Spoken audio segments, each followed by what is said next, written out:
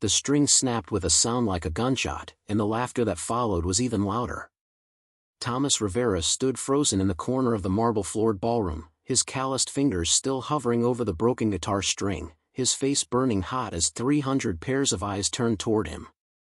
The woman in the silver gown, the one who owned this mansion and probably half the city, threw her head back and laughed so hard her diamond earrings caught the chandelier light like tiny fireworks.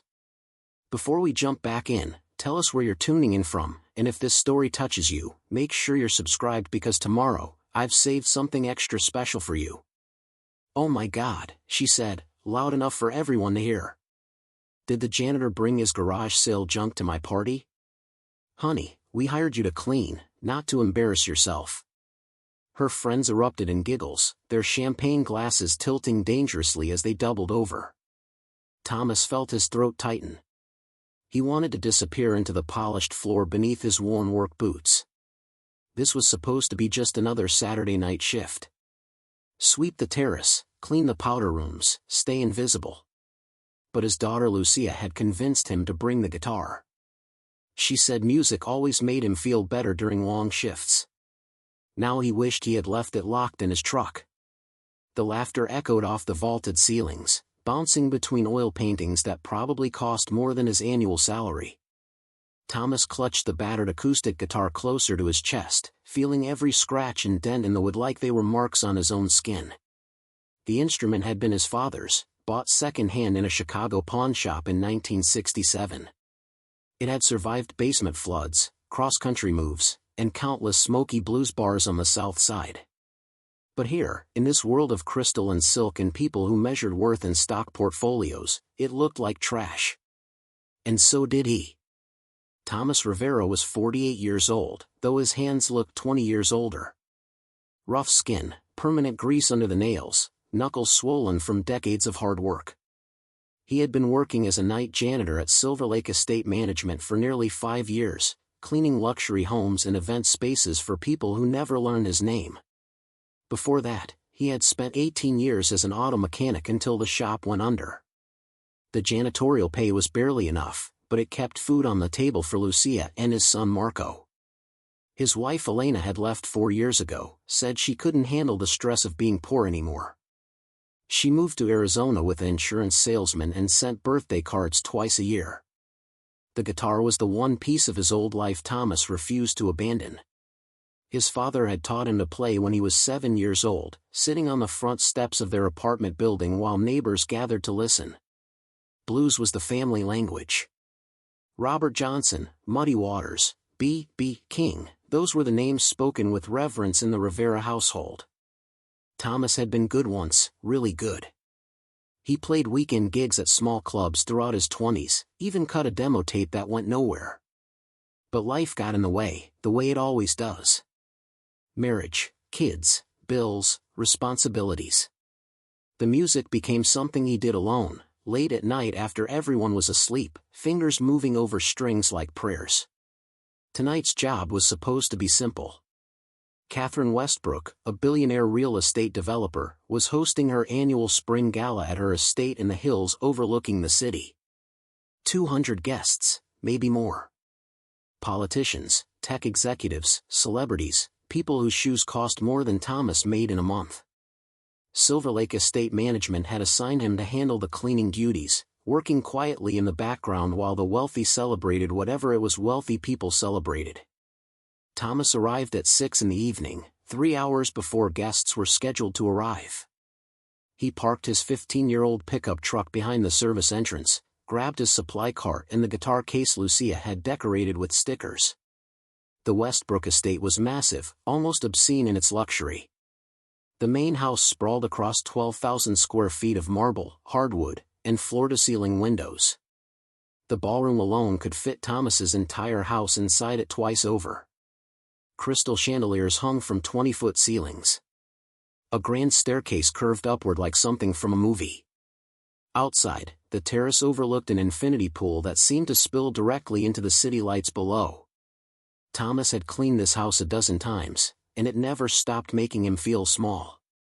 He stored the guitar case in a supply closet near the kitchen, then got to work. Vacuumed the ballroom. Polished the brass fixtures. Clean the 8 bathrooms spread throughout the first floor. Stock the powder rooms with fancy soap and monogrammed hand towels.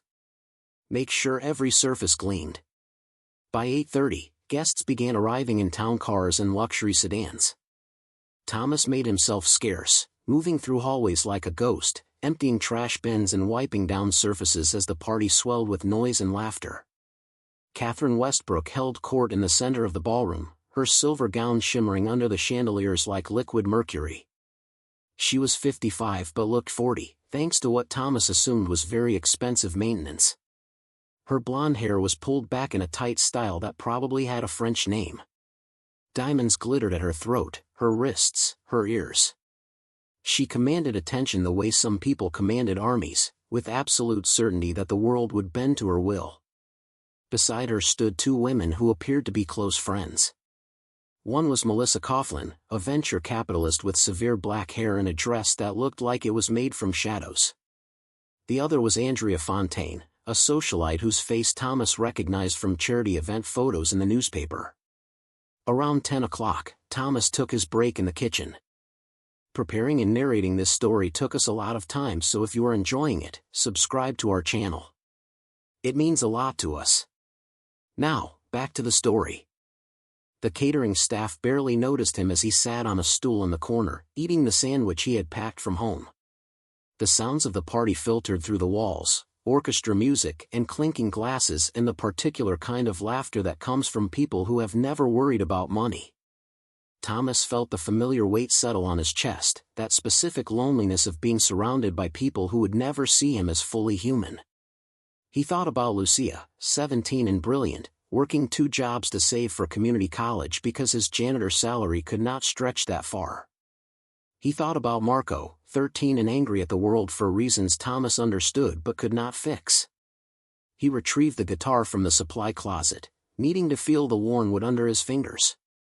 The instrument was a 1965 Gibson J45, sunburst finish faded to amber, with a crack along the lower bout that his father had repaired with wood glue and love. Thomas ran his thumb across the strings, not playing, just touching. The guitar was a connection to something real, something that mattered beyond marble floors and diamond earrings. He decided to take it with him as he finished his rounds.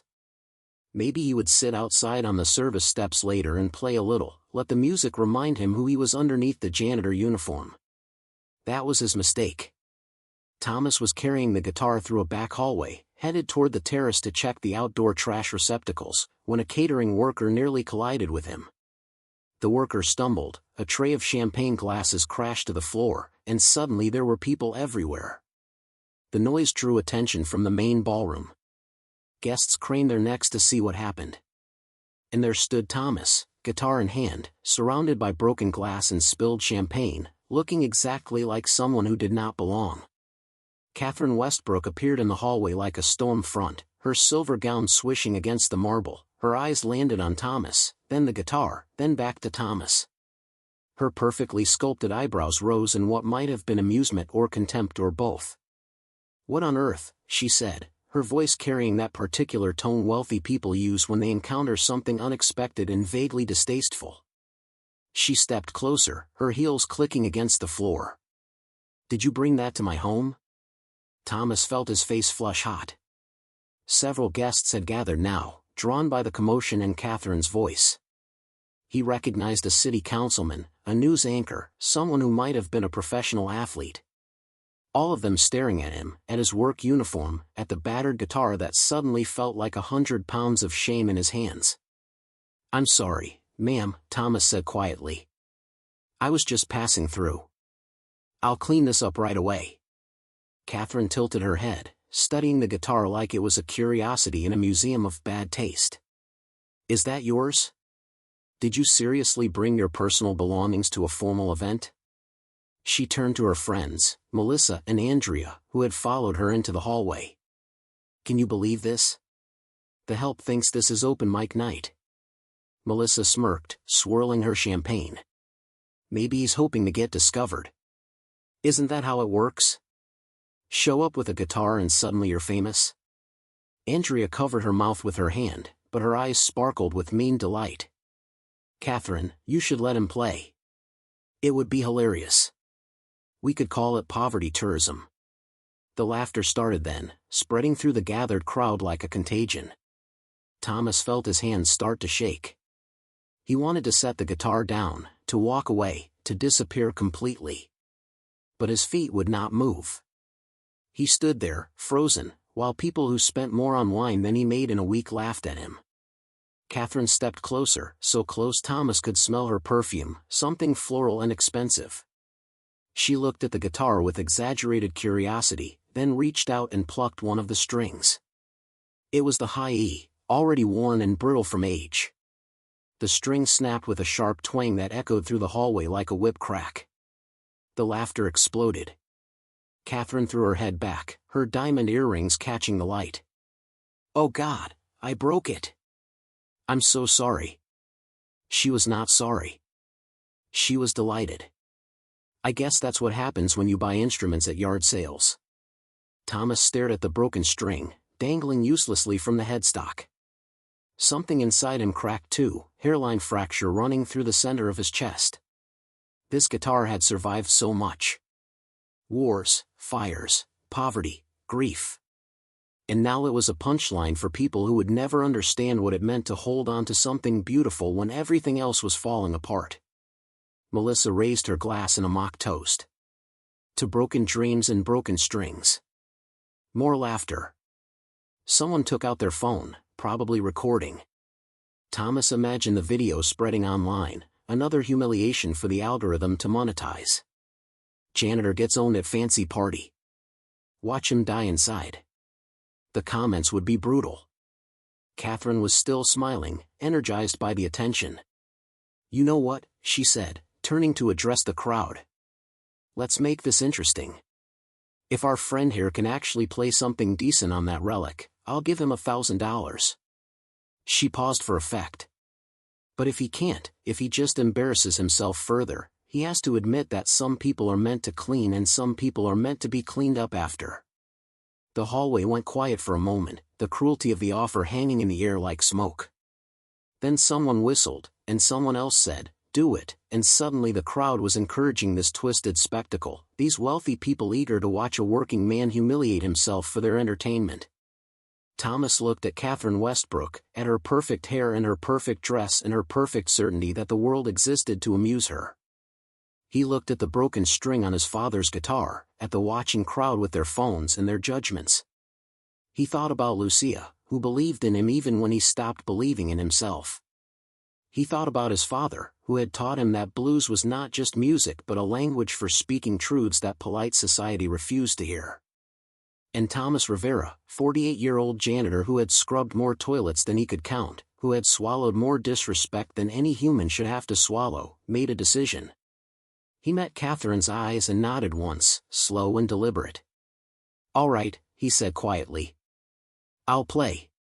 The crowd pressed closer, forming a tight semicircle around Thomas as he stood in the hallway with his father's guitar. Someone dimmed the overhead lights, probably thinking it would add drama to the moment. The change in lighting made the marble floors gleam like ice, and Thomas could see his own reflection distorted in the polished surface, a shadow of a man holding on to something old and broken. His heart hammered against his ribs so hard he wondered if people could see it through his shirt. Catherine Westbrook had moved to stand near the entrance to the ballroom, positioned perfectly so everyone could see both her and Thomas, the ringmaster of this circus she had created. Thomas looked down at the guitar, at the snapped string curling away from the fretboard like a question mark. 5 strings left. Most blues players he knew could work with that. His father used to say that limitations were just invitations to get creative, that the best music came from making do with what you had. Thomas had watched his father play sets with broken strings, with guitars held together by duct tape and prayer, and the music never suffered. If anything, it got more honest, more raw. But that was in South Side blues clubs where people came to feel something real, not in marble hallways where people came to feel superior. He could still walk away. Catherine had given him an out, technically. He could apologize, say the guitar was too damaged, retreat to the kitchen and finish his shift in humiliated silence. By Monday, these people would forget his face, forget this moment, move on to the next amusing thing. Thomas would still have his job, still have his dignity intact, or whatever remained of it after years of being invisible to people like this. Walking away was the smart choice, the safe choice, the choice that kept food on the table and the landlord from knocking. But Thomas thought about Lucia coming home from her cashier shift at the grocery store last week, her eyes bright with excitement because a customer had complimented her Spanish. Such a small thing, being seen and valued for something beyond her utility. She had talked about it for days. Thomas realized he could not remember the last time someone had seen him as more than a pair of hands that pushed a mop. Not as a father, not as a man who had once dreamed of stages and spotlights, not as someone who carried music in his bones the way other people carried prayers. Just hands. Just labor. Just invisible. His fingers moved to the tuning pegs, adjusting the remaining 5 strings by feel. The muscle memory was still there, buried under years of grease and cleaning solution but alive. He twisted the pegs slowly, listening to the pitch change, finding the sweet spot where each string rang true. The crowd watched with a mixture of anticipation and skepticism. Thomas could hear whispered comments, people making bets on how badly this would go, how quickly the janitor would crash and burn. Someone laughed and said something about American Idol auditions. Catherine sipped her champagne, one eyebrow raised, looking like a Roman emperor about to give a thumbs up or thumbs down. Melissa leaned toward Catherine and whispered something that made both women smile. Andrea had her phone out, recording, probably already composing the caption for whatever social media post would immortalize this moment. Thomas wondered if they understood what they were doing, if they had any concept of what it felt like to be reduced to entertainment, to have your humanity stripped away for laughs. Probably not. People who had never been powerless rarely understood what power actually did. Thomas closed his eyes for a moment, shutting out the crowd, the mansion, the weight of Catherine's challenge. He let himself remember being 7 years old, sitting on the front steps of the apartment building on a summer evening so hot the concrete felt like it was melting. His father beside him, the guitar across his lap, teaching Thomas the 12-bar blues progression. It's simple, his father had said. 3 chords, 12 bars, but inside that simplicity you can fit every human emotion that ever existed. Joy, sorrow, rage, love, all of it. Blues doesn't lie, Mijo. That's why people are scared of it. It tells the truth when everyone else is pretending. Thomas opened his eyes. The crowd was still there, still watching, still waiting for him to fail. But something had shifted inside him. He was not doing this for Catherine's $1,000. He was not doing this to prove anything to people who had already decided he was worthless. He was doing this because his father's guitar deserved to be heard one more time, because the music inside him deserved to exist in the world, because sometimes the only way to survive disrespect was to respond with something so undeniably real that denial became impossible. He positioned his fingers on the fretboard, feeling the worn grooves where his father's fingers had pressed down 10,000 times before. The guitar felt warm against his chest, familiar as his own heartbeat. Thomas took a breath, deep and slow, filling his lungs with the perfumed air of wealth and cruelty, then letting it out. And then he began to play. The first note hung in the air like a declaration. A bent string, sliding from one pitch to another, the sound crying out with more emotion than words could carry. Thomas let it sustain, vibrating through the hallway, filling the silence with something ancient and true. Then came the second note, and the third, his fingers finding the patterns they had known since childhood. He was playing a slow blues in E, a classic progression that every blues musician learned first and never forgot. But Thomas was not just playing the notes. He was bending them, shaping them, pulling emotion out of the steel strings like a sculptor pulling form from stone. His right hand moved across the strings in a finger-picking pattern, thumb keeping steady time on the bass notes while his fingers danced across the higher strings, plucking out a melody that wept and moaned and spoke truths that had no words. The missing high E string did not matter. Thomas adjusted, found new voicings, let the absence become part of the music rather than a limitation. His left hand slid up and down the neck, finding blue notes, those microtonal bends that existed between the standard pitches, the notes that made blues sound like human voices crying out in the darkness. The crowd had gone silent. Not the polite silence of people being respectful, but the stunned silence of people confronting something they did not expect, something that challenged their assumptions about the world. Thomas kept his eyes closed, lost in the music now, his body moving slightly as he played. His foot tapped out the rhythm on the marble floor, a steady pulse that drove the song forward. The guitar sang, and Thomas sang with it, not with his voice but with his fingers, telling the story of 48 years lived in the margins, of dreams deferred and dignity maintained, of love lost and children raised and bills paid and pride swallowed and music that refused to die no matter how hard the world tried to kill it. He played through the first 12 bars, then began the progression again, building on what came before. This time he added more complexity, his fingers moving faster, finding harmonics and double stops, making the single guitar sound like two instruments in conversation with each other. The bass notes walked down the scale while the melody soared upward, the two lines weaving together like dancers who had known each other forever. Thomas could feel sweat beginning to form on his forehead, not from exertion but from the intensity of what he was channeling, the accumulated weight of every slight and dismissal and moment of invisibility pouring out through his fingertips and into the strings. The music shifted, became more aggressive. Thomas dug into the strings harder, making them bite, making them growl. He played a rapid-fire run up the neck, notes tumbling over each other like water over rocks, then slammed back into the main riff with a force that made several people in the crowd actually flinch. This was not pretty music. This was not the polite jazz they had been listening to earlier in the ballroom. This was blues in its purest form, unfiltered and unashamed, the sound of a man refusing to be diminished, refusing to accept the story other people wanted to tell about his life. Catherine Westbrook's smile had disappeared. She stood perfectly still, her champagne glass frozen halfway to her lips, her eyes fixed on Thomas with an expression that might have been shock or recognition or something else entirely.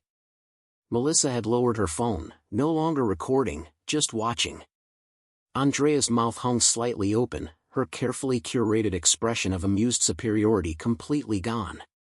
Around them, the crowd pressed closer, but not with the energy of people watching a spectacle. They moved like people being drawn towards something magnetic, something they could not resist even if they wanted to. Thomas played through another cycle of the progression, this time slowing it down, pulling the tempo back like he was physically stretching time. Each note became deliberate, weighted with intention. He held certain notes longer, letting them ring out until they seemed to fill every corner of the hallway, every space between the marble and the crystal and the expensive art on the walls. The guitar wept. That was the only word for it.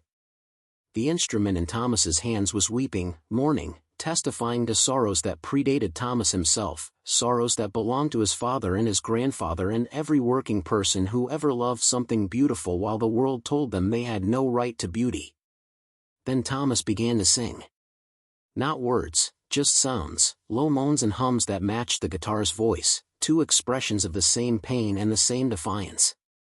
His voice was rough from years of not using it, gravelly and cracked in places, but those imperfections made it more honest, more affecting. He hummed a phrase, and the guitar answered. The guitar cried out, and his voice responded. They were having a conversation, these two wounded things, and everyone listening understood the language even if they could not translate it into words. The music built towards something, some inevitable crescendo that everyone could feel approaching. Thomas's fingers moved faster again, finding a rhythm that was almost violent in its intensity. He hammered on and pulled off, making percussive sounds against the fretboard, turning the guitar into a drum and a voice and a scream all at once. The notes came in waves, crashing and receding, each wave bigger than the last. And then, just when it seemed like the music would explode completely, Thomas pulled back. He let everything drop away except a single, simple melody line, high on the neck, pure and clear as a bell. That melody was the eye of the storm.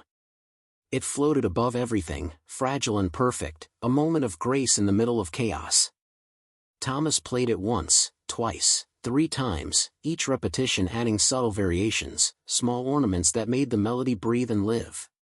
People in the crowd had tears on their faces. Not everyone, but enough. A woman in a red dress wiped her eyes with her fingers, careful not to smudge her makeup.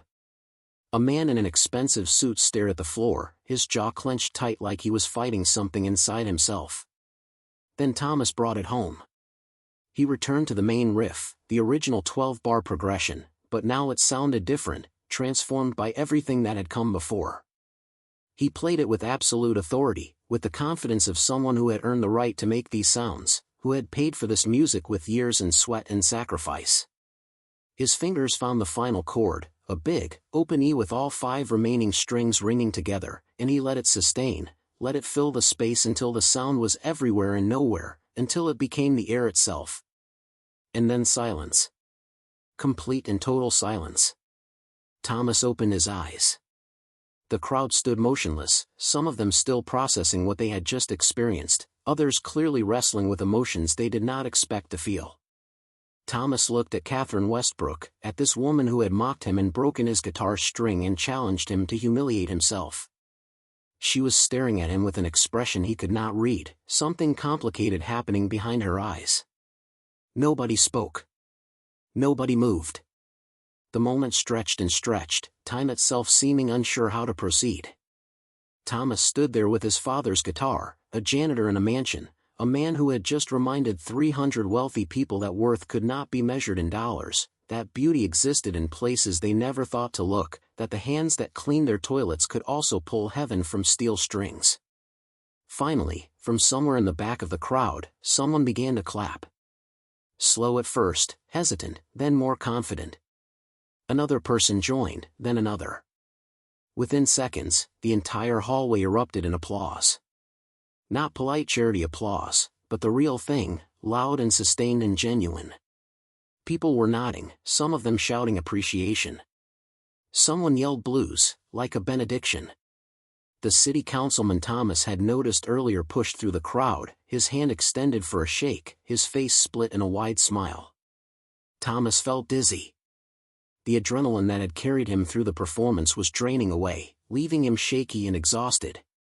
He lowered the guitar, cradling it against his chest. His fingers ached. His heart was still racing. But something inside him felt different, lighter, like a weight he had been carrying for years had suddenly lifted. He had not played for an audience in over 2 decades, had not let anyone hear this part of himself in so long he had almost forgotten it existed. And now these strangers, these people who minutes ago had been laughing at him, were applauding like he had given them something precious. Catherine Westbrook set down her champagne glass on a nearby table. She walked toward Thomas, her heels clicking against the marble, the crowd parting to let her through. Thomas tensed, unsure what was coming. When she reached him, she stopped about 3 feet away, close enough to speak without the whole crowd hearing. Catherine's face had changed completely. The smirk was gone, replaced by something Thomas could not quite identify. Shame, perhaps. Or maybe just surprise that her entertainment had backfired so spectacularly. She opened her mouth, closed it, then opened it again like she was searching for words that did not want to come. The crowd had quieted their applause but remained close, watching this moment with the same intensity they had watched the performance. Thomas kept his expression neutral, refusing to give her anything. He had played his heart out, had shown these people more of himself than he ever intended to show, and now he was done. Whatever happened next was on her. Catherine started, then stopped. She glanced back at Melissa and Andrea, both of whom looked equally uncomfortable. Melissa had the decency to avoid eye contact, suddenly very interested in her champagne glass. Andrea had put her phone away entirely, her arms crossed over her chest in a posture that read as defensive. Catherine turned back to Thomas, and this time when she spoke, her voice had lost its sharp edge. That was extraordinary. I had no idea. I mean, obviously I had no idea, but that's not an excuse. I was cruel, and I apologize. The words sounded sincere enough, but Thomas had heard apologies before. He had heard sorry from bosses who cut his hours, from landlords who raised his rent, from his wife before she left. Sorry was a word people used when they got caught, when the consequences of their actions became visible and uncomfortable. It did not erase what had been done. It did not undo the laughter, the broken string, the casual cruelty that came so easily to people who had never had to think about how their words landed. Thomas nodded once, acknowledging the apology without accepting it. He started to turn away, ready to retreat to the kitchen and finish his shift, but Catherine reached out, not quite touching him but making it clear she was not done. "Wait," she said. "Please. The $1,000. You more than earned it. And honestly, that feels insultingly small now. What you just did, what you shared with us, that was worth so much more than money." Several people in the crowd murmured agreement. The man who had been first to applaud pushed forward again, a tall guy with silver hair and an expensive watch. "She's right," he said enthusiastically. "That was legitimate artistry. Where have you been playing? Are you on Spotify? My daughter runs a music venue downtown, and she would absolutely book you." Thomas felt himself being pulled into a conversation he did not want to have. More people were pressing in now, offering compliments and questions in business cards. A woman in a green dress said she worked for a record label, asked if he had any recordings. The news anchor Thomas had recognized earlier was talking about featuring him on a morning show segment about hidden talent. Everyone wanted a piece of him now, wanted to claim connection to the moment they had just witnessed. It felt overwhelming, claustrophobic. These same people had been laughing at him 10 minutes ago, and now they wanted to act like they had discovered something valuable, like his worth had only become real once they recognized it. "I appreciate it," Thomas said, his voice quiet but firm. "But I'm not looking for gigs or record deals. I'm just trying to finish my shift." He stepped back, creating space between himself and the crowd. Several people looked confused, like they could not understand why someone would turn down opportunity when it was being handed to them. But Thomas knew better. He had learned a long time ago that when wealthy people got excited about working-class talent, it was usually because they saw a chance to feel good about themselves, to be the patron who elevated the deserving poor. The actual person behind the talent was often irrelevant. Catherine held up her hand, and the crowd quieted immediately. Thomas noticed how they responded to her, how much power she held in this space. She commanded attention without effort, and people obeyed without question. That kind of authority came from money and the certainty that money provided, the knowledge that the world would bend to accommodate you because it always had. "Thomas," Catherine said, and he realized with a start that she had learned his name at some point, probably from his uniform name tag. "I understand if you don't want anything from us. I understand if you'd rather forget this whole terrible evening. But please, at least let me make a real apology. Not just words. Something that matters." Thomas studied her face, trying to determine if this was genuine or just another performance. Catherine seemed to sense his skepticism because she continued quickly, "I own several properties in the city. One of them is a community arts center in the neighborhood near where you live. I know because I asked someone which service company you work for, and they told me the general area. The center has been closed for 2 years because I couldn't figure out what to do with it. What if we reopen it as a music venue and education space? Free lessons for kids who can't afford them. Open mic nights. A real community resource. And I'd want you involved, if you're interested. Not as some token, but as someone who clearly understands what music means and why it matters." The offer hung in the air between them. Thomas felt the weight of it, the implications. Part of him wanted to refuse on principle, to reject anything that came from this woman who had humiliated him. But another part, the part that thought about Lucia working 2 jobs and Marco angry at a world that offered him so little, that part saw the potential. Not for himself, but for kids like his own children, kids who needed to know that beauty and art belonged to them too, not just to people who could afford conservatory training. "Why?" Thomas asked bluntly. "Why would you do that? Because you feel guilty? Because it makes a good story for your friends?" Catherine flinched, but she did not look away. "Maybe both of those things," she admitted. "I'm not going to pretend I'm suddenly a saint.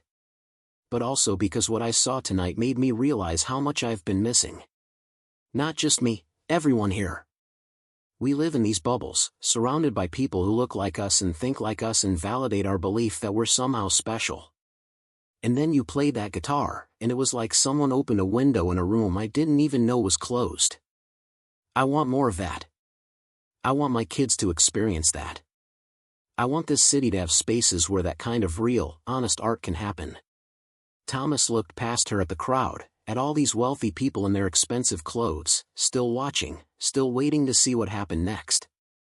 He thought about his father, who had played blues in dive bars for tips and free drinks, who had never made real money from his music but had never stopped playing because the music itself was the point. His father used to say that blues was protest music, that every note was a refusal to be crushed by circumstances. If Thomas walked away from this offer, if he let his pride stop him from creating something that could help other people, was he really honoring his father's legacy or just protecting his own hurt feelings? I'll think about it, Thomas said finally. But I need to be clear about something. If this happens, it's not charity. It's not you swooping in to save the poor janitor. It's a partnership, and I have equal say in how things run. The kids who come there don't get treated like they're lucky to be there. They get treated like they belong there because they do. Music isn't a gift you give to people who deserve it. It's a right everyone has. Catherine nodded slowly. That's fair. More than fair. We can draw up papers, make it official. You'd have creative control, and we'd provide the funding and handle the business side. I can have my lawyer contact you next week to discuss details. I don't have a lawyer, Thomas said dryly. Then we'll get you one. My expense. You're not going into any agreement without proper representation. Catherine pulled out her phone, typed something quickly, then looked up. I just sent instructions to my assistant. She'll have someone reach out to you Monday morning. Someone good, someone who will make sure your interests are protected. Thomas felt exhausted suddenly, drained by the emotional whiplash of the last hour. He just wanted to go home, to sit on his couch in the quiet house and process everything that had happened. But the crowd was still there, still watching, and he realized this moment had become something larger than himself. People had their phones out again, but this time they were not recording his humiliation. They were documenting something else, a story they would tell about the night a janitor reminded them what mattered. The tall man with the silver hair spoke up again. I meant what I said about my daughter's venue. Even if you're not looking for regular gigs, you should come play one night. Open mic, your choice of when. No pressure, no expectations. Just good people who love music. He handed Thomas a business card. David Chen. My daughter's place is called The Frequency. It's small, intimate. Real music, not background noise for rich people. He said the last part with a sideways glance at Catherine, who had the grace to look embarrassed. A younger woman, maybe in her 30s with short dark hair and kind eyes, approached next. I teach music at Roosevelt High School, she said. Inner city, underfunded, you know the situation. Most of my kids can't afford instruments. They definitely can't afford lessons. If you're serious about teaching, even just occasionally, we would love to have you. I'm Sarah Nakamura. She handed him her card as well. The kids need to see people like you, people who kept their music alive despite everything. That matters more than any textbook I could give them. More people pressed forward with cards, with offers, with ideas. A recording studio owner who wanted to donate equipment to Catherine's proposed community center. A guitar shop manager who offered to provide instruments at cost. A retired session musician who said he would volunteer to teach alongside Thomas. The energy had shifted completely. What started as mockery had transformed into something else, something that felt almost like community, or at least the beginning of one. Melissa and Andrea, who had been standing off to the side, approached hesitantly. Melissa spoke first, her voice lacking its earlier confidence. I owe you an apology too. What I said was inexcusable. I got caught up in the moment, but that's not an excuse. I'm sorry. Andrea nodded agreement, too uncomfortable to add her own words but clearly wanting to acknowledge her part in what happened. Thomas looked at both women, saw the discomfort in their faces, and felt tired of being the bigger person. He had spent his entire adult life being gracious to people who treated him poorly, swallowing anger and hurt because expressing it would cost him jobs or opportunities or peace. But tonight had cracked something open inside him, and he did not have energy left for performance. "I appreciate the apology," he said evenly. "But I hope you understand that sorry doesn't erase the fact that you both thought it was funny to humiliate someone for your entertainment. You didn't see me as a person. You saw me as a joke, as someone beneath you. And the only reason you feel bad now is because I proved I had value in a way you could recognize. If I had been a terrible guitar player, if I had embarrassed myself like you expected, you wouldn't be apologizing. You'd be at home laughing about it." The words landed hard.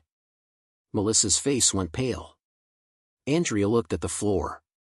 Several people in the crowd shifted uncomfortably, probably recognizing themselves in Thomas's assessment. Catherine closed her eyes briefly, absorbing the truth of what he said. "You're right," Melissa said quietly. "You're absolutely right.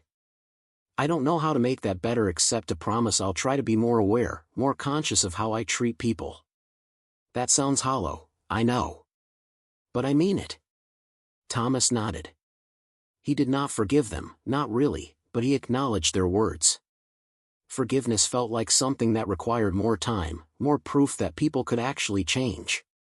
Right now, he just wanted to leave, to take his guitar and go home and hold his children and remember why he had survived all the years of being invisible. "I need to finish my work," Thomas said, addressing the whole crowd now. "Thank you for listening. Thank you for the kind words. But I have bathrooms to clean and trash to empty, and that's still my job tonight." Several people protested, saying he should not have to work after what just happened, but Thomas cut them off with a raised hand. "I signed up for a shift. I'm going to finish it. That's who I am." He looked directly at Catherine. "Have your assistant call me Monday. We'll talk about the community center. But right now, I need to get back to work." The crowd parted as Thomas walked through them, guitar in hand. He felt their eyes following him, felt the weight of their attention and their sudden respect, but he did not stop or look back. He walked down the hallway toward the kitchen, his work boots squeaking slightly on the marble floor, the same sound they had made when he arrived hours ago when he was just another invisible worker. In the kitchen, the catering staff looked at him with new eyes. Someone whispered, "That was you?" Another person, an older woman who had worked events alongside Thomas before, smiled warmly. "Always knew you had something special," she said, though they had never spoken more than polite greetings before tonight. Thomas nodded his thanks and stored the guitar back in the supply closet, carefully laying it in its worn case. He spent the next hour finishing his duties. He cleaned the bathrooms on the second floor that guests had used during the party. He emptied trash bins filled with champagne bottles and expensive hors d'oeuvres that people had taken one bite of and discarded. He wiped down surfaces, swept floors, made sure everything was perfect for when Catherine woke up tomorrow morning. The work was familiar, meditative even. His hands knew what to do without his brain having to direct them, which gave him space to think about everything that had happened. The party continued downstairs, though with less intensity than before. Some guests had left already, their entertainment quota fulfilled. Others lingered, probably still talking about the janitor who played blues like he had lived them, which Thomas supposed he had. Every now and then, he heard his name drift up from the ballroom, heard people recounting the moment, shaping it into a story they could tell at their own parties, their own gatherings. Around midnight, Thomas finished his last task. He retrieved his guitar, punched out on the time clock in the service hallway, and headed toward his truck. The night air was cool and clean after the perfumed atmosphere of the mansion. Stars were visible despite the city lights, tiny points of brightness in the vast dark. Thomas stood by his truck for a moment, just breathing, letting the adrenaline fully drain away. His phone buzzed. A text from Lucia. "Mom called. Said she saw a video of you online. Playing guitar at some rich person's house? Call me when you can. Love you." Thomas smiled despite his exhaustion. Of course it was already online. Everything was always online now. He wondered how the story would be framed, whether people would focus on the music or the drama, whether he would become some kind of viral sensation or just a momentary curiosity. He typed back, "Long story. Will tell you tomorrow. Home soon. Love you too."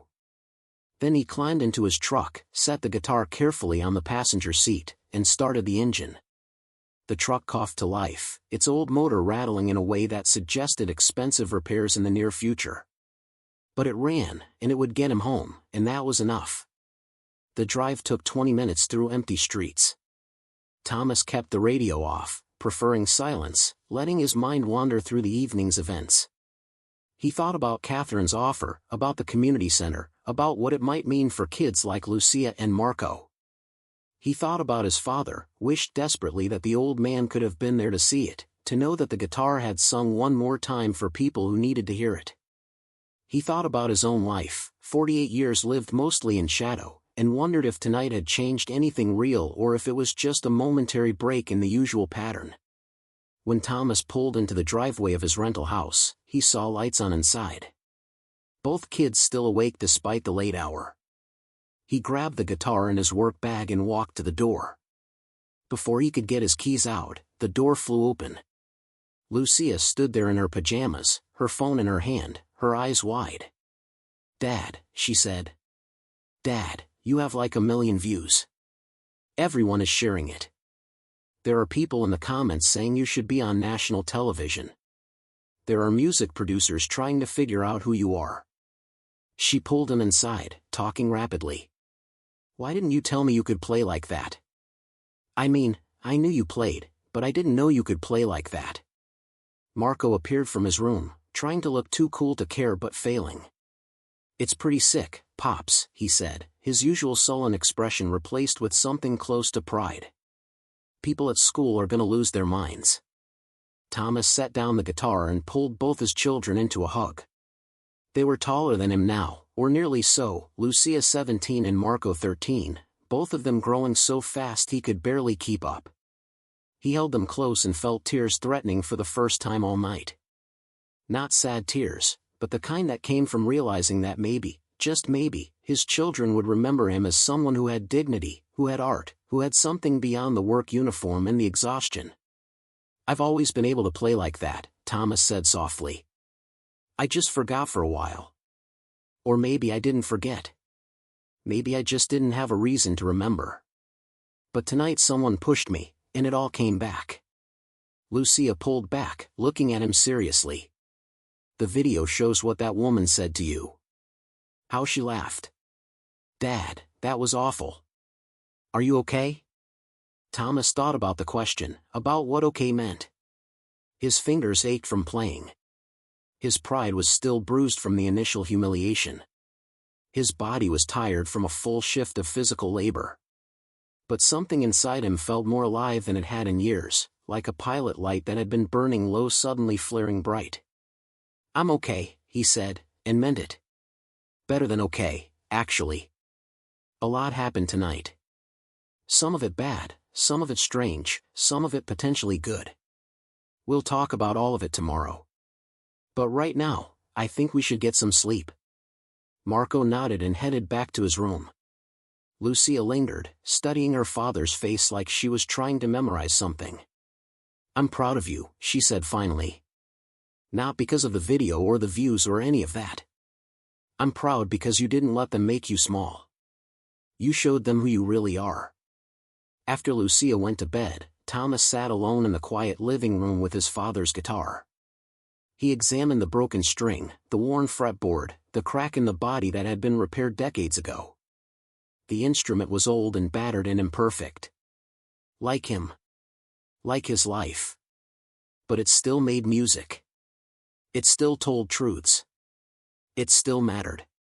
Thomas thought about Monday, about the phone call that would come from Catherine's lawyer, about decisions he would need to make regarding the community center. He thought about David Chen's daughter's venue, about Sarah Nakamura's students who needed to see someone like him. He thought about all the business cards in his pocket, all the sudden offers and opportunities that had materialized from a single moment of refusal to be diminished. But mostly, Thomas thought about the music itself. About how it felt to play again, to let the blues flow through him like prayer, like testimony, like the only honest language he had ever known. About how his father had been right all those years ago, blues didn't lie. It told the truth when everyone else was pretending. And tonight, Thomas had told his truth to a room full of people who desperately needed to hear it, even if they hadn't known they needed it until the first note rang out. He ran his fingers over the strings one more time, gently, not playing but touching, maintaining connection. Tomorrow he would replace the broken string. Tomorrow he would figure out what came next. But tonight, he just sat with the guitar and the memory of music and the knowledge that he had survived another humiliation and turned it into something that mattered. Thomas woke up Monday morning to the sound of his phone vibrating against the nightstand like an angry wasp. He had forgotten to silence it before falling asleep, exhausted from the weekend's strange momentum. Sunlight filtered through the thin curtains of his bedroom, the same curtains that had been there when they moved in 5 years ago, faded from blue to a grayish nothing. His body ached in the particular way it always did after a shift, joints stiff and protesting as he rolled over to grab the phone. The screen showed 17 missed calls, 43 text messages, and notifications from social media apps he barely knew how to use. The video had exploded over the weekend. Not just locally, but nationally. Someone with a large following had shared it with a caption about hidden talent and the dignity of working people, and then it had been picked up by news outlets, entertainment blogs, morning shows. Thomas scrolled through his phone with growing unease, seeing his own face staring back at him from dozens of thumbnails and screenshots. Headlines ranged from sincere to exploitative: Janitor's blues performance stuns Billionaire's party, watch this working dad silence a room full of rich people, the guitar solo that made a millionaire apologize. Lucia knocked on his door, then entered without waiting for permission, which was her way. She was already dressed for school, her backpack slung over one shoulder, but she looked too excited to leave yet. "Dad, Good Morning America wants to interview you. They sent a message through your Instagram, which I didn't even know you had an Instagram until I checked. Also, some guy from Rolling Stone called the house. I gave him your number. Was that okay?" Thomas sat up, rubbing his face with both hands. Rolling Stone. Good Morning America. This was spiraling into something much larger than he had anticipated. "I don't want to do interviews," he said, his voice rough with sleep. "This whole thing is getting out of hand. Dad, come on." Lucia sat on the edge of his bed, her expression a mix of exasperation and affection. "This is huge. People want to hear your story. And not just the guitar stuff. They want to know about you, about our family, about how you kept going after Mom left. There are people in the comments saying you inspired them to pick up instruments they hadn't touched in years. Teachers are showing the video to their students. This matters." Thomas looked at his daughter, 17 years old and already wiser than he felt most days. She had inherited her mother's sharp cheekbones and his own stubborn chin, a combination that made her striking in ways she did not seem to realize yet. She was right, of course. The story was bigger than his own discomfort. But he also knew how these things worked. The media would want a narrative, preferably one that fit neatly into their preferred boxes. Inspirational janitor overcomes adversity. Humble working man teaches wealthy woman a lesson. They would want him to perform his poverty, to make his struggles digestible for audiences who would feel moved for 3 minutes before scrolling to the next thing. "I'll think about it," Thomas said, which was what he always said when he needed time to process. "But right now, I need coffee and I need to get you to school and Marco up for class. Normal life first, circus later." Lucia rolled her eyes but smiled. "Fine. But you should at least look at some of these messages. There are real opportunities here, Dad. Not just media stuff. Music programs, foundations, people who want to help fund the community center thing. Don't let your pride get in the way of something good." After Lucia left for school and Marco grudgingly dragged himself out of bed, Thomas sat at the small kitchen table with his coffee and finally went through his messages properly. Most were from strangers offering congratulations or sharing their own stories. A surprising number were from other musicians, some he had heard of, most he had not, all expressing solidarity and respect. There were a few cruel messages too, people who accused him of staging the whole thing for attention, or who made racist comments about his last name, or who simply seemed angry that someone like him had received positive recognition. Thomas deleted those without reading past the first line. The message from Catherine Westbrook's office arrived at exactly 9 o'clock. Professional, formal, outlining the basic framework of the community center proposal and requesting a meeting at his earliest convenience. The lawyer they had assigned to represent him, a woman named Patricia Reeves, had also sent a detailed email introducing herself and offering to meet before any discussions with Catherine's team. Thomas appreciated the consideration, even as he felt overwhelmed by the machinery suddenly mobilizing around him. He called Patricia Reeves first. She answered on the second ring, her voice warm but businesslike. They scheduled a meeting for Wednesday afternoon at a coffee shop near Thomas's house, somewhere he would feel comfortable rather than intimidated by corporate office buildings. She asked good questions about what he wanted, what his concerns were, what kind of control he expected to maintain. Thomas liked her immediately, trusted that she would protect his interests rather than just facilitate whatever Catherine wanted. The rest of Monday passed in a blur of phone calls and decisions. Thomas had to call his supervisor at Silver Lake Estate Management to explain why he could not work his scheduled shifts this week, at least not until things settled down. His supervisor, a perpetually stressed man named Gregory, was surprisingly understanding. "Take the week," he said. "We'll figure it out. And hey, Thomas, that video was something else." My wife cried. "Didn't know you had that in you." Nobody ever did, Thomas thought after hanging up. That was the whole point of being invisible. People assumed you were empty because they never bothered to look inside. Tuesday brought more chaos. News crews showed up at the house, which terrified Marco and annoyed Lucia. Thomas refused to speak to them, standing behind his front door and politely declining through the closed barrier. One reporter persisted, shouting questions through the mail slot about how it felt to be a viral sensation, what message he had for other working-class artists, whether he had plans to quit his janitorial job. Thomas walked away from the door and let them yell at nothing. Eventually they left, though he noticed a van parked down the street that might have contained more media waiting for a better opportunity. David Chen called on Tuesday afternoon, his voice enthusiastic and genuine. "My daughter wants to book you for this Friday at the Frequency. Nothing formal, just you playing whatever you want.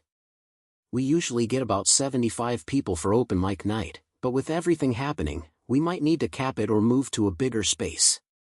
What do you think?" Thomas hesitated. Performing felt different now, weighted with expectations that had not existed when he was just playing in his living room for himself. But he also missed the guitar, missed the feeling of music flowing through him. "Can it be low-key?" he asked. "No press, no recordings allowed, just people who came to listen." "Absolutely. My daughter runs a tight ship. If anyone pulls out a phone, they're done. This is about the music, not the spectacle." "Then okay. Friday. What time?" They settled on 8 o'clock, late enough that Thomas could work a half shift if Gregory needed him, early enough that he could get home at a reasonable hour. After hanging up, Thomas felt a flutter of nervousness in his stomach, the same feeling he used to get before gigs in his 20s. Excitement mixed with fear, the awareness that he was about to be vulnerable in front of strangers, offering something precious and hoping they would treat it with care. Wednesday's meeting with Patricia Reeves was exactly what Thomas needed. She was in her mid-50s, black, with gray streaks in her natural hair and sharp eyes that missed nothing. They met at a coffee shop called The Daily Grind, a neighborhood place with mismatched furniture and decent coffee. Patricia arrived with a leather briefcase and a tablet, professional but not flashy. She ordered a cappuccino and asked Thomas about his life before diving into legal matters. "I need to understand what you want," Patricia said after they had exchanged basic pleasantries. "Not what Catherine Westbrook wants, not what would make a good story, but what you actually want from this situation. Because right now, you have leverage. That video made you valuable in ways that go beyond just the music. People see you as authentic, as someone who represents something important. Catherine knows that. Her people definitely know that. They need you more than you need them, which means we can negotiate from a position of strength. Thomas sipped his black coffee, thinking. I want the community center to actually serve the community, he said slowly. Not be some vanity project where rich people feel good about themselves. I want kids to have access to real music education, taught by people who understand what it means to love music even when the world tells you it's not practical. I want it to be free or cheap enough that money is never the barrier. And I want control over the programming, the hiring, the culture of the place. I don't want to just be a figurehead while Catherine's people make all the real decisions. Patricia nodded, taking notes on her tablet. That's all reasonable and achievable. We'll structure it so you have creative and operational control, with Catherine's organization handling funding and administrative support. We'll include provisions about community input, free programming, hiring practices. We'll also make sure you're compensated fairly for your time and expertise. You're bringing value to this, and you deserve to be paid for that value. The idea of being paid to do something related to music felt surreal. Thomas had spent his entire adult life separating his passion from his paycheck, assuming that art was something you did for love while real work paid the bills. How much are we talking about? He asked. Patricia smiled. Depends on how much time you commit. But I'm thinking we start negotiations at $80,000 annually for a part-time director position, with room to grow. That's below market rate for similar roles, but given the funding source and the mission-driven nature of the work, it's reasonable. If you end up working full-time hours, we renegotiate. Either way, we make sure you're treated as a professional, not a charity case. $80,000. Thomas tried to imagine what that would mean for his family. No more double shifts. No more choosing between fixing the truck and buying Marco new shoes. Lucia could quit one of her jobs, focus on school and actually enjoy being 17. They could move to a better neighborhood, maybe even save money for the future. The number felt impossible, like something that happened to other people in other lives. I don't have a degree, Thomas said quietly. I barely finished high school. What if Catherine's people say I'm not qualified? Then we point to the video that has 12 million views and counting. We point to the dozens of musicians and educators who have reached out to offer support. We point to the fact that you have lived experience and authentic connection to the community this center would serve. Formal credentials matter, but they're not the only measure of expertise. And if they push back hard, we walk away. There are other funding sources, other ways to make this happen. Catherine needs this more than you do. Her reputation took a hit from how she treated you. Supporting this project helps repair that damage. Don't forget that. They spent another hour going over details, discussing timelines and potential challenges. Patricia promised to draft preliminary documents and send them to Thomas for review before any meetings with Catherine's team. She also advised him to be selective about media appearances, to control his narrative rather than letting others shape it for him. You tell your story your way, she said. Don't let them turn you into a symbol or a stereotype. You're a real person with complexity and agency. Keep that at the center of everything. Thursday was quieter. Thomas spent most of the day practicing on his guitar, which now had a new high E string that he had installed himself. His fingers remembered songs he had not played in 20 years, muscle memory pulling melodies from wherever they had been hiding. He practiced old blues standards, songs by Robert Johnson and Son House and Skip James, men who had turned suffering into art so powerful it still resonated a century later. He also worked on some original material, fragments of songs he had started writing in his 20s and never finished. Marco came home from school unusually talkative, which meant something had happened. He dropped his backpack by the door and grabbed a soda from the fridge before joining Thomas in the living room. So everyone at school knows about the video, Marco said, sprawling across the couch in the boneless way only teenagers could manage. It's weird. People who never talked to me before are suddenly acting like we're friends. Teachers keep mentioning you in class, like using you as an example of perseverance or whatever. It's kind of embarrassing but also kind of cool. Thomas set down the guitar. How do you feel about it? Honestly. Marco shrugged, but his expression was thoughtful. I don't know. I guess I always knew you could play, but I never really thought about what it meant. Like, I just thought it was a hobby or whatever. But watching that video, seeing how people reacted, it made me realize that you're actually really talented. And that you gave up a lot to take care of us. That's heavy, man. I didn't give up anything, Thomas said, though he knew it was not entirely true. I made choices. We all make choices. The music was always there, I just put it aside for a while. And now it's coming back. That's not loss, that's just life moving in cycles. Mom called me yesterday, Marco said suddenly, his voice carefully neutral. She saw the video too. She wanted to talk, asked how we were doing, said she was proud of you. I didn't know what to say to her. I'm still mad that she left, but hearing her voice made me remember when things were good, before everything got so hard. Thomas felt his chest tighten. Elena was a complicated subject, a wound that had never fully healed. She had not been a bad person, just someone who could not handle the weight of poverty and illness and disappointment. When Sarah died and the bills became crushing, Elena had simply broken. She left without much explanation, just a note saying she could not do it anymore, could not watch their lives get smaller and smaller. Thomas had been angry for a long time, but the anger had eventually faded into something more like sadness. Not everyone was built to endure what they had endured. Your mom did the best she could, Thomas said carefully. It wasn't enough, and it hurt us badly, but she was drowning and she didn't know how to swim. I don't hate her for that. I'm disappointed, but I understand. Sometimes people break, Marco. It doesn't mean they're evil. It just means they're human. Marco nodded slowly, processing. Do you think she'll try to come back now? Like, now that things might get better? I don't know. Maybe. But if she does, it has to be for the right reasons.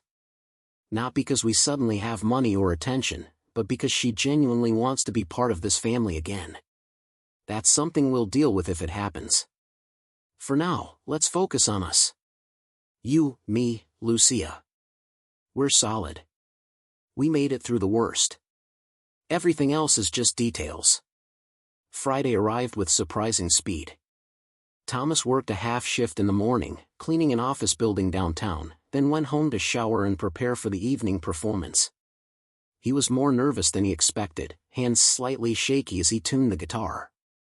Lucia helped him pick out clothes, rejecting his usual work casual in favor of dark jeans and a button-down shirt that made him look, in her words, like an actual musician instead of someone's uncle at Thanksgiving. The Frequency was located in a converted warehouse in an arts district that had been gentrifying slowly over the past decade. The building retained its industrial bones, exposed brick and ductwork, but someone had added warmth through careful lighting and thoughtful decoration. David Chin met Thomas at the door, his handshake firm and his smile genuine. My daughter Stephanie is around here somewhere, probably stressing about sound levels. Come on, I'll show you the stage. The performance space was smaller than Thomas expected, maybe 50 feet across, with a small raised platform at one end that served as the stage. Chairs and small tables filled most of the floor, already starting to populate with early arrivals. The crowd was diverse, younger than Thomas anticipated, with plenty of people his age mixed in. No one looked wealthy in the ostentatious way Catherine's guests had looked. These were regular people in jeans and thrift store finds, people who came to venues like this because they cared about music rather than being seen. Stephanie Chin appeared from a back room, a woman in her late 20s with her father's eyes and an air of competent authority. She wore a Frequency t-shirt and cargo pants, her hair pulled back in a practical ponytail. Mr. Rivera, she said, extending her hand. Really glad you're here. We're already at capacity and we had to turn people away, which we never do. But we kept it to our regulars, people who come here consistently and support live music. No influencers, no media, just real folks. That's what you wanted, right? That's perfect, Thomas said, feeling some of his anxiety ease. This felt manageable, human-scaled. Not a spectacle but a gathering. What's the setup? Do I just play, or is there an introduction? I'll introduce you briefly, keep it simple. Then you play for however long you want. 30 minutes, an hour, whatever feels right. We don't have a hard stop time. When you're done, you're done. There's water on stage, and if you need anything adjusted with the sound, just signal and our tech will handle it. The room continued to fill. Thomas recognized a few faces from the viral video, people who had been at Catherine's party and had somehow found their way here. Most were strangers, but their faces held expectation mixed with respect rather than the cruel curiosity he had faced in that marble hallway. Sarah Nakamura, the teacher from Roosevelt High, waved from a table near the middle. Patricia Reeves had come too, seated near the back with what looked like her partner. Even Gregory from Silver Lake Estate Management had shown up, looking uncomfortable but determined. At 8:15, Stephanie stepped onto the stage with a microphone. The crowd quieted immediately, conversations trailing off into attentive silence. "Good evening everyone," Stephanie said, her voice clear and warm. "Thank you for being here at the Frequency, where we believe music should be experienced, not just consumed. Tonight we have someone special. You've probably seen the video. Maybe that's why you're here. But I want you to forget about the video. Forget about the viral moment. Tonight, you're here to listen to Thomas Rivera play blues because blues is truth, and we could all use more truth. Let's give him the space to share that with us." The applause was warm but not overwhelming. Thomas walked onto the stage, guitar in hand, and settled onto the stool they had provided. The lights were low enough that he could see faces in the crowd without feeling totally exposed. He adjusted the microphone, tested the guitar's amplification, took a breath. "Thank you for coming," Thomas said, his voice quiet but carrying through the space. "I haven't done this in a long time. Played for people, I mean. I've been playing guitar for 40 years, but most of that was alone, for myself. So this feels strange and good and terrifying all at once. I'm going to play some songs tonight. Some of them you might recognize. Some of them are mine, or trying to be mine. All of them are honest. That's all I know how to give you." He started with a classic, Sweet Home Chicago, but played it slower than most versions, pulling the tempo back until the song felt like a conversation rather than a declaration. His fingers found the familiar patterns, bending notes and adding flourishes that came from decades of listening to how the masters did it. The crowd was perfectly quiet, focused in a way that felt almost sacred. Thomas closed his eyes and let the music lead him where it wanted to go. The first song flowed into a second, an original piece he had written 25 years ago about working night shifts at the auto shop. The lyrics were simple, almost childlike, but they captured something true about the loneliness of labor, the way time moved differently when you were the only person awake in a sleeping city. He sang in his rough, untrained voice, not trying to be pretty but trying to be honest, which was harder. Between songs, Thomas talked a little, sharing fragments of his father's wisdom, stories about learning to play, observations about what blues meant to him. He did not mention the viral video or Catherine Westbrook or any of the circumstances that had brought him here. That story was for other people to tell. Tonight was about the music itself, about the conversation between his fingers and the steel strings, about the communion that happened when people gathered to witness something real. He played for nearly 90 minutes, losing track of time in the flow of music. The crowd never wavered, never grew restless or distracted. Thomas could feel their attention like a physical presence, holding space for him to be vulnerable. He played Delta blues and Chicago blues and some Texas blues he had learned from a traveling musician decades ago. He played his own songs, half-formed things that crystallized in the moment of performance. He played one song without any words, just his guitar speaking the language of longing and resilience that blues had always spoken. When Thomas finally set down the guitar and said thank you, the applause was immediate and sustained. People stood, not in the performative way audiences sometimes did, but because they were genuinely moved. Thomas felt tears threatening and blinked them back. He nodded his gratitude, picked up his guitar, and left the stage before anyone could ask him to play more. Backstage, Stephanie handed him a bottle of water and smiled. That was extraordinary. People are going to want to talk to you, buy you drinks, tell you what it meant to them. You up for that, or do you need an escape route? Thomas considered. Part of him wanted to slip out the back door, avoid the attention and go home to process alone. But another part, the part that had been awakened last week in Catherine's hallway, wanted to stay. Wanted to talk to people who understood what he had just shared. Wanted to be part of a community that valued the things he valued. I'll stay for a bit, he said. But if it gets too much, I might disappear. The next hour was a blur of handshakes and conversations. Sarah Nakamura introduced him to 3 of her students who had come, teenagers who looked at him with shy admiration and asked hesitant questions about how he learned to play, where he found inspiration. Thomas answered as honestly as he could, trying to make them understand that talent was only part of it. The rest was stubbornness and love and refusing to let the world convince you that your art did not matter. Patricia Reeves approached with her partner, a white-haired woman named Diane who taught poetry at the community college. You made me cry, Diane said matter-of-factly. And I don't cry at things. But that song about night shifts, that got me. My father worked nights at a factory for 30 years. You captured something about him that I've never been able to put into words. David Chin bought Thomas a beer and introduced him to several other venue owners who had come specifically to hear him play. They talked about the local music scene, about how hard it was to keep live music viable in an age of streaming and algorithms. Thomas listened more than he talked, learning about a world he had left behind so long ago it felt like a different lifetime. Around 11, Thomas was ready to leave. The crowd had thinned, and his social battery was depleted. He thanked Stephanie and David, promised he would come back, made his way toward the exit. On his way out, he nearly collided with someone entering, and when he looked up, he found himself face to face with Catherine Westbrook. She was dressed casually, jeans and a simple sweater, without the armor of wealth she had worn at the party. Her hair was pulled back in a ponytail, and she wore minimal makeup. She looked nervous, which was strange to see on someone usually so confident. Thomas, she said. I heard you were playing tonight. I hope it's okay that I came. I stayed outside until now, didn't want to intrude during your performance. Thomas studied her, trying to determine if this was genuine or performance.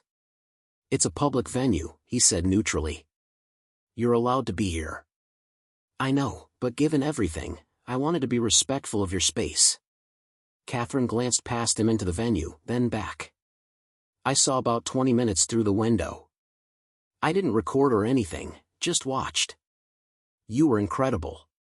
Different from the party, more relaxed maybe, but just as powerful. Thank you for sharing that. Why are you here, Catherine? Thomas asked, too tired for games or polite deflection. If you want an update on the community center, you can talk to my lawyer. If you want absolution, I can't give you that. So why are you actually here? Catherine took a breath, seemed to gather courage. Because I needed to see you do this in a space that wasn't about me or my world or my money. I needed to witness you making art on your own terms, without any of the context that complicated the first time. And I wanted to thank you, genuinely, for agreeing to work with me on the community center. Patricia sent over your terms, and they're all acceptable. We'll sign the documents next week, get started on renovations immediately. But beyond the legal stuff, I wanted you to know that I'm committed to this. Not as a vanity project, not to repair my image, but because you showed me something I needed to see. That sounds self-serving, I know. But it's true. Thomas considered her words. Catherine was complicated, capable of both casual cruelty and genuine growth. Maybe most people were. Maybe the challenge was figuring out when to grant forgiveness and when to maintain boundaries. I appreciate that, he said finally. And I'm willing to work with you, build something good together. But I need you to understand that this isn't about redemption for either of us. It's about creating a space where kids can discover that art belongs to them, that beauty isn't reserved for people with money.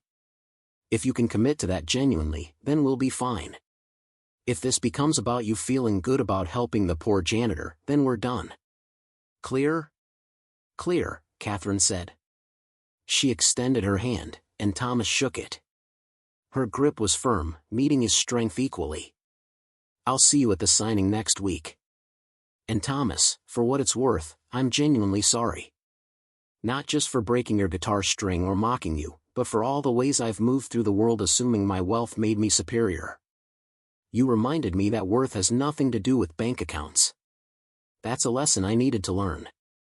After Catherine left, Thomas walked to his truck and sat in the driver's seat for a long moment before starting the engine. The night was clear, stars visible in the gaps between buildings. He thought about the performance, about the crowd's attention, about conversations with strangers who became momentarily less strange through shared love of music. He thought about Catherine's apology, about whether people could really change or whether they just learned to perform change convincingly. His phone buzzed with a text from Lucia. How did it go? Everyone here wants to know. Come home and tell us everything. Thomas smiled and started the truck. Home. His kids waiting up for him. A future that looked different than it had a week ago, full of possibilities he had stopped believing in. The guitar sat in the passenger seat, safe in its case, ready for whatever came next. Thomas pulled out of the parking lot and headed toward his family, toward the small house that held everyone he loved, toward a life that was far from perfect but finally, maybe, moving in a direction that felt like hope. 6 months later, Thomas stood in the center of what had once been a vacant building and was now the Riverside Community Music Center. The space had been transformed through months of careful renovation, the old bones of the warehouse preserved while everything else was rebuilt with purpose. Exposed brick walls now held soundproofing panels decorated with murals painted by local artists. The main room contained rows of chairs facing a modest stage, intimate enough for connection but large enough for gatherings. Smaller practice rooms lined one hallway, each equipped with instruments donated by manufacturers and local music stores. The space smelled like fresh paint and possibility. Lucia walked through carrying a stack of registration forms, her role as volunteer coordinator making her more organized than Thomas had ever seen her. She was enrolled at community college now, studying education, her double shifts at the grocery store reduced to weekends only. The change in her was visible, less exhaustion in her eyes, more confidence in how she carried herself. Dad, we're at capacity for the first session, she called out. 83 kids registered, ages 7 to 17. Ms. Nakamura is bringing 12 of her students from Roosevelt. We might need to open a wait list. Thomas felt a surge of pride mixed with anxiety. They had worked intensely to get the center ready for this opening day, but knowing it was actually happening brought the weight of responsibility into sharp focus. These kids were trusting him, their families were trusting him, to create something meaningful. He could not let them down. Sarah Nakamura arrived early, as she always did, carrying boxes of sheet music and method books she had collected over years of teaching. She had become Thomas's closest collaborator in building the curriculum, her formal training complementing his intuitive understanding of music. Together they had created a program that balanced technique with creativity, structure with freedom. The kids are nervous, Sarah said, setting down her boxes. But excited nervous. They've heard about you, seen the videos, built you up into something larger than life. Just be yourself and they'll love you. Marco appeared from one of the practice rooms where he had been testing amplifiers. At 14 now, he had found purpose in the technical side of music, learning sound engineering through online tutorials and hands-on experimentation. His anger had not disappeared entirely, but it had found productive outlet. Everything's working, he reported. All the amps, the PA system, even the old mixing board David donated. We're good to go. Other volunteers began arriving. David Chen and his daughter Stephanie, who had become regular supporters and occasional guest instructors. Patricia Reeves, who had taken on legal work for the center pro bono and discovered she loved working with community organizations more than corporate law. Gregory from Silver Lake Estate Management, who came on weekends to help with maintenance and building repairs. Even Melissa and Andrea from Catherine's party had shown up a few times, tentative in their offers to help but seemingly genuine in their desire to contribute. Catherine herself had maintained appropriate distance, providing funding and resources but stepping back to let Thomas run the center his way. She attended the occasional board meeting, always prepared but never domineering, asking questions rather than making demands. Their relationship remained professional and slightly wary, but functional. Thomas had learned that imperfect alliances could still produce good outcomes, that you did not have to fully trust someone to work effectively with them. At 10 o'clock, families began arriving. Parents with children clutching instrument cases or empty hands, depending on whether they owned instruments or would be borrowing from the center's growing collection. Thomas watched them enter, saw the hesitation mixed with hope in their faces, the way some kids hid behind their parents while others bounded forward with unchecked enthusiasm. These were his people, families who knew what it meant to struggle, who understood that access to art should not be a luxury. Thomas gathered everyone in the main room once they had settled. 83 kids with their parents, plus volunteers and staff, filled the space with nervous energy and anticipation. He stood on the stage with his guitar, the same battered instrument that had started everything, and looked out at all these expectant faces. For a moment, he felt overwhelmed by the responsibility of it all. Then he remembered his father's words from decades ago, "Blues doesn't lie. Just tell the truth." "Thank you for being here," Thomas began, his voice steady despite his nerves. "Welcome to Riverside Community Music Center. This place exists because a lot of people believe that music belongs to everyone, not just folks who can afford expensive lessons or fancy schools. Some of you saw a video of me online. Some of you heard about us from teachers or friends. However you got here, I want you to know something important. This is your space. Not mine, not the people who funded it, but yours. The music you make here, the songs you learn, the creativity you explore, all of that belongs to you." He paused, making eye contact with kids in the front row. "I'm not going to tell you that music will solve all your problems. It won't pay your family's bills or fix what's broken in the world. But it will give you a language for things that don't have words. It will give you a way to express joy and pain and everything in between. And it will remind you that you have worth, that you can create beauty, that your voice matters. That's what we're here to teach. Not just how to play instruments, but how to trust that you deserve to make art." Thomas picked up his guitar. "I'm going to play something for you now. It's a song my father taught me when I was about the age of some of you.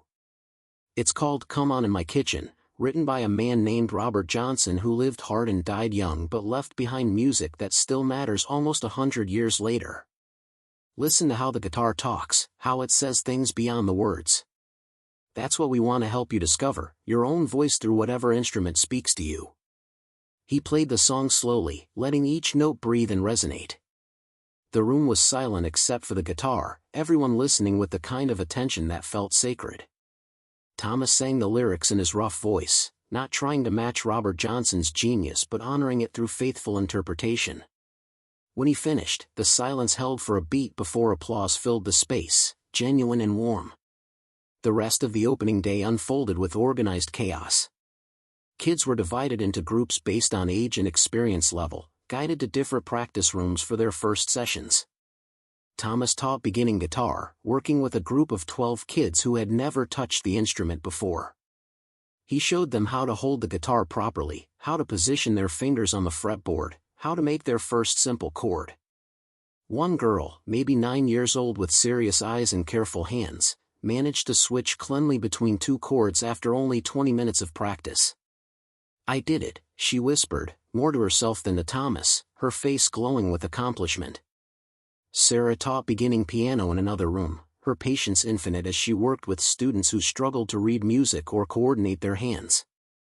Marco ran a session on music production, showing teenagers how to use basic recording software, how to layer tracks and create beats.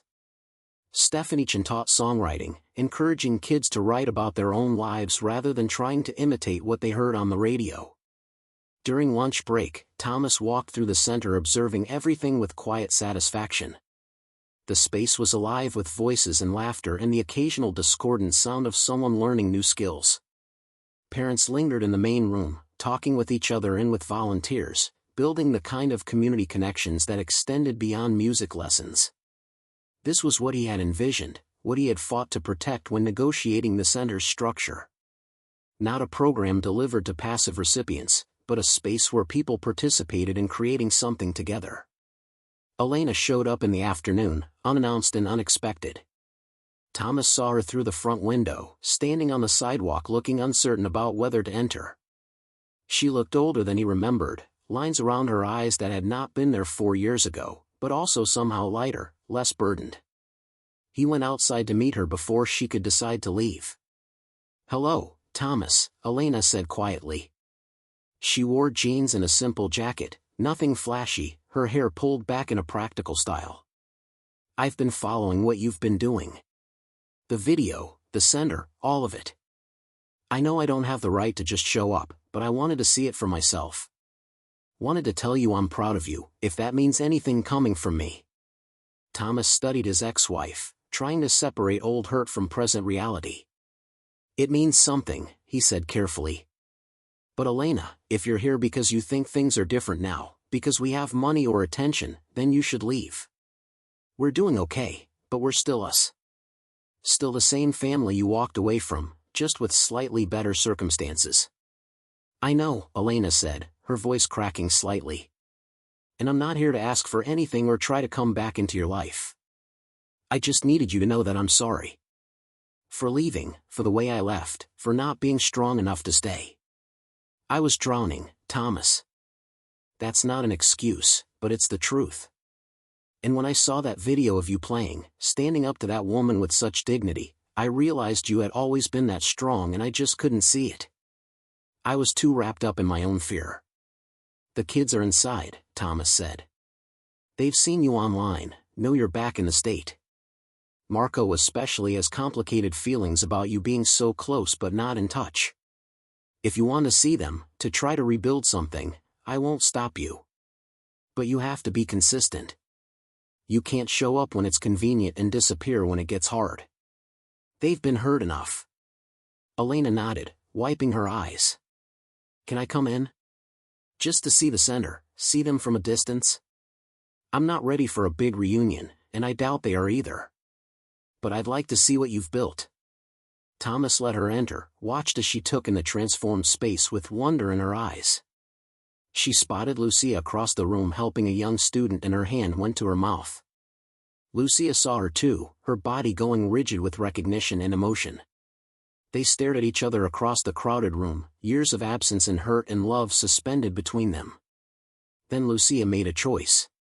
She handed off her clipboard to another volunteer and walked toward her mother, each step deliberate and uncertain. When they met in the middle of the room, they stood facing each other for a long moment before Lucia said something Thomas could not hear. Elena responded, and then they were hugging, both of them crying, both of them holding on like the other might disappear. Marco saw them from the doorway of his practice room. He watched for a moment, his expression unreadable, then turned and went back inside. Thomas followed him, found his son sitting at the mixing board with his head in his hands. "You okay?" Thomas asked gently. "I don't know," Marco said. "Part of me wants to go out there and hug her too. Part of me wants to tell her to leave and never come back. Part of me doesn't know what I feel." "Is that normal?" "Completely normal," Thomas assured him. "You don't have to decide anything right now. You don't have to forgive her or reject her. You can just sit with the confusion until you figure out what feels right for you. Whatever you decide, I support it. And so will Lucia, even if she makes a different choice." They sat together in silence, father and son, letting the complicated emotions exist without trying to resolve them. Through the open door, they could hear the sounds of the center continuing around them, music and voices and life happening despite personal drama. That felt right to Thomas, that the world kept moving even when individual hearts were breaking or healing or doing both at once. The opening day concluded with a brief concert featuring some of the older students who already had performance experience. They played nervously but earnestly, their mistakes part of the charm. Parents applauded every performance like they were witnessing genius, which in a way they were, the genius of young people discovering their voices and being brave enough to share them. Thomas watched from the side of the stage, feeling the weight of accomplishment settle over him. They had done it. Created something real and lasting, something that would outlive the viral video and the media attention and all the temporary noise. After everyone left, Thomas stood alone in the empty center with his guitar. The space felt different when quiet, more like a church than a community center, filled with the residue of all the hope and effort that had been poured into it. He thought about his father, wished intensely that the old man could have seen this, could have known that the music he had passed down had grown into something larger than either of them. The guitar in Thomas's hands had survived wars and fires and poverty and mockery. Now it had helped birth a place where other guitars, other instruments, other voices would learn to survive and thrive. Thomas played a few quiet chords, not a song but just sound, letting the guitar speak into the emptiness. The notes echoed off the walls and hung in the air like promises. Promises that art mattered, that dignity could not be taken, only given away, that working hands could create beauty, that music belonged to everyone regardless of wealth or status or formal training. These were not new promises, but they needed to be renewed with each generation, remembered and retaught and lived out loud. His phone buzzed with a text from Lucia. "Coming home? Marco ordered pizza.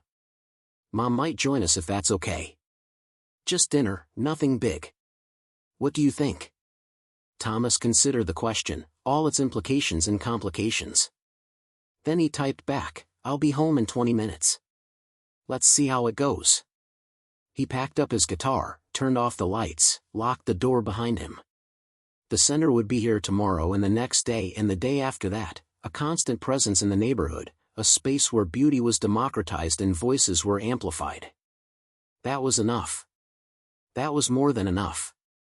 As Thomas drove home through familiar streets, he thought about the journey from that humiliating moment in Catherine's hallway to this quiet evening after a successful beginning. The path had been strange and painful and ultimately redemptive, not because it erased what came before but because it proved that dignity and grace could transform cruelty into catalyst. He had not needed to become someone different. He had only needed the opportunity to show who he had always been. The house was lit when he arrived, warm light spilling from windows, his family inside waiting. Thomas grabbed his guitar and walked toward the door, toward whatever complicated healing or conversation or simply shared pizza awaited him. The guitar had brought him here, through music and truth-telling and the refusal to accept diminishment. Now it would carry him forward into whatever came next, one note at a time, one honest moment after another, blues in the key of survival and hope. Up next, you've got 2 more standout stories right on your screen. If this one hit the mark, you won't want to pass these up. Just click and check them out.